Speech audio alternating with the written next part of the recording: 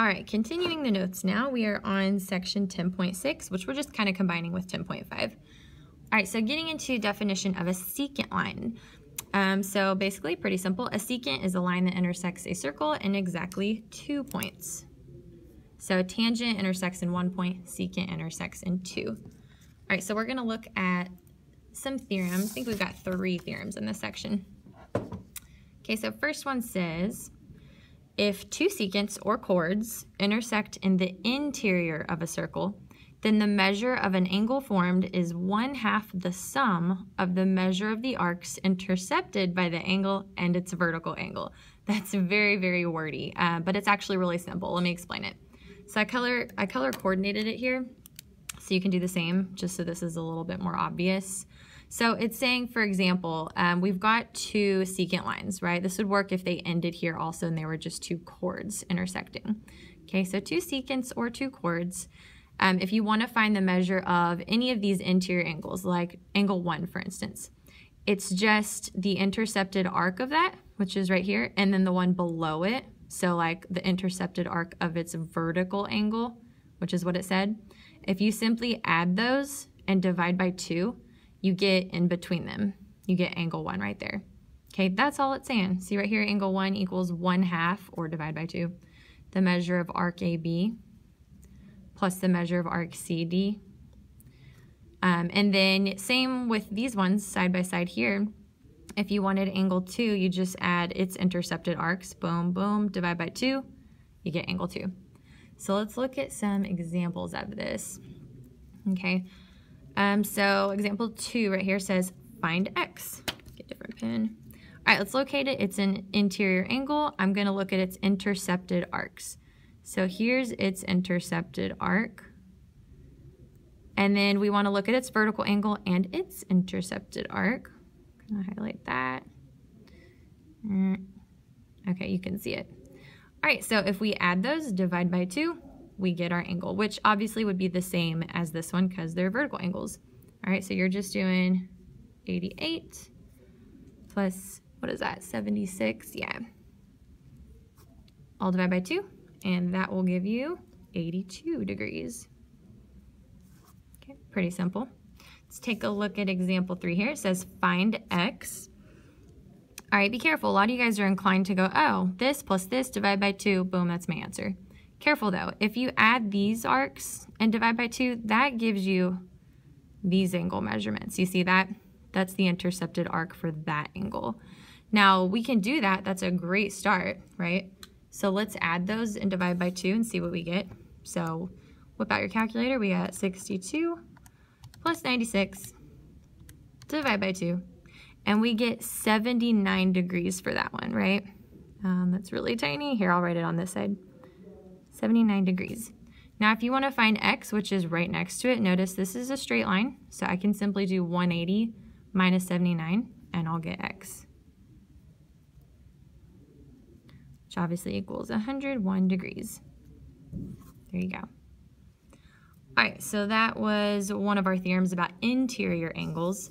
Next theorem is about not interior angles, but angles that are actually on the circle itself. It's a little bit different.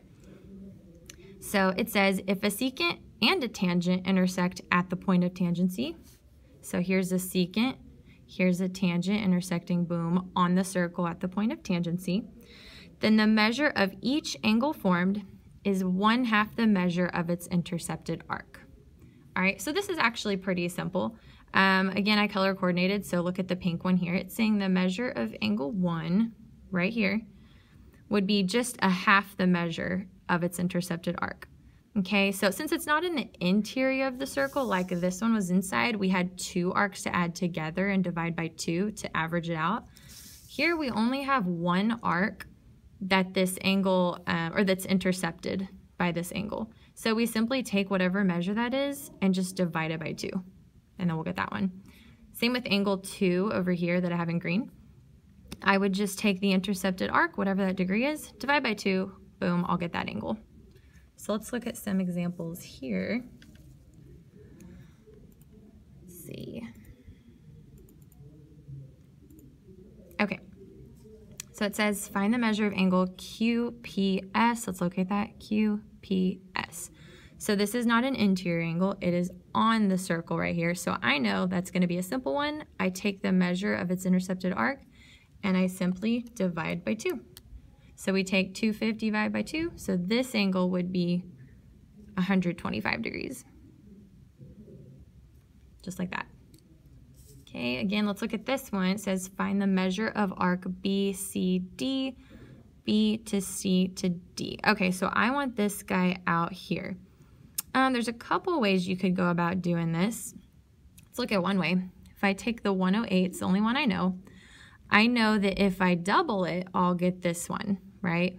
And the other one, we took this and divide by 2. So just go in reverse, 108, multiply by 2, and we get 216 for this degree measurement. Okay, now I want this degree measurement. So if I simply do 360 degrees and subtract the part that I found, let's write that out. That'll give me the rest of the circle that I'm looking for. So that gives me 144 degrees. Okay, that's one way you could do it.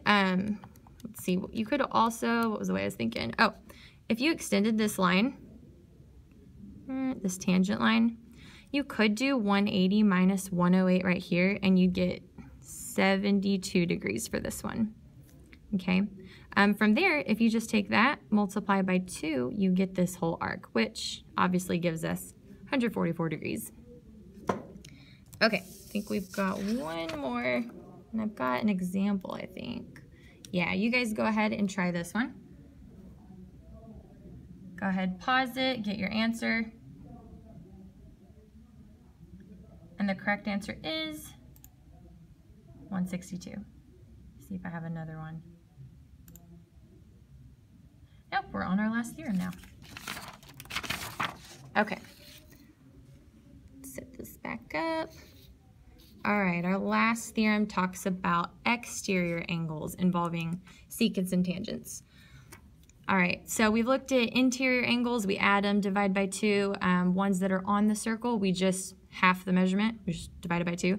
Now let's look at ones that are outside of the circle.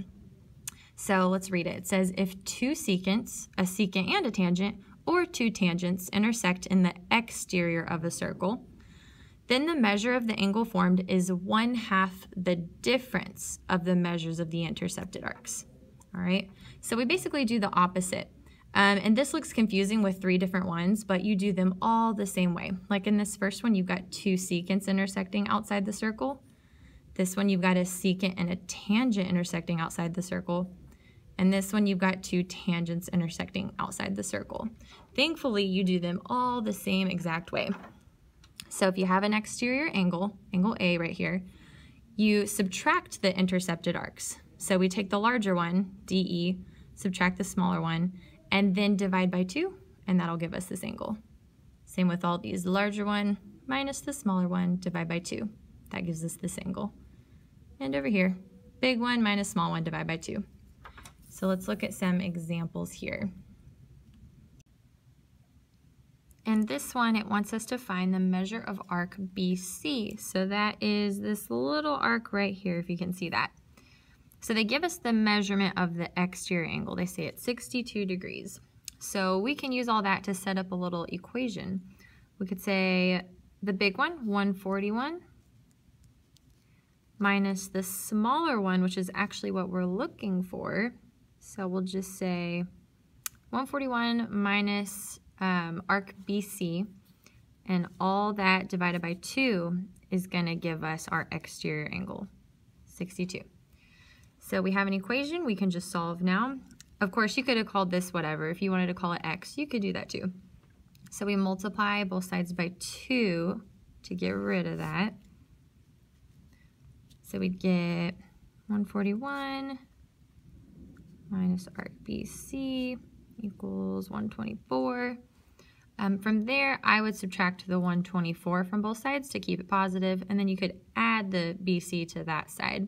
So if I subtract 124, I get 17 equals arc BC. There we go. So we would just say 17 degrees. Okay, let's try another one over here.